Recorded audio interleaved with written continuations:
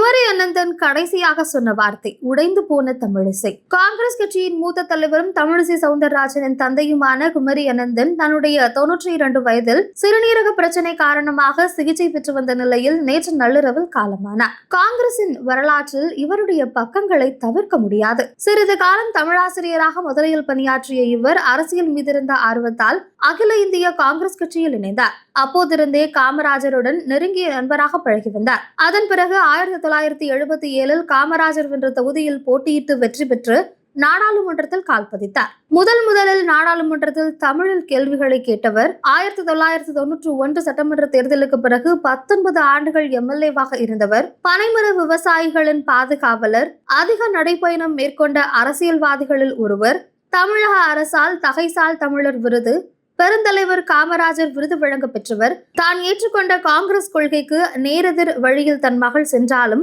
முதலில் கோபப்பட்ட அவர் பின்பு அதை ஏற்றுக்கொண்ட பக்குவக்காரர். இறப்பதற்கு சில நாட்கள் முன்பு கூட தமிழ் மக்களுக்கு வாழ்த்து சொன்ன பாசக்காரர். இப்படி பன்முகத்தன்மைக்கு சொந்தக்காரரின் கம்பீர குரல் இன்றிலிருந்து காற்றோடு கலந்து மறைந்து விட்டது.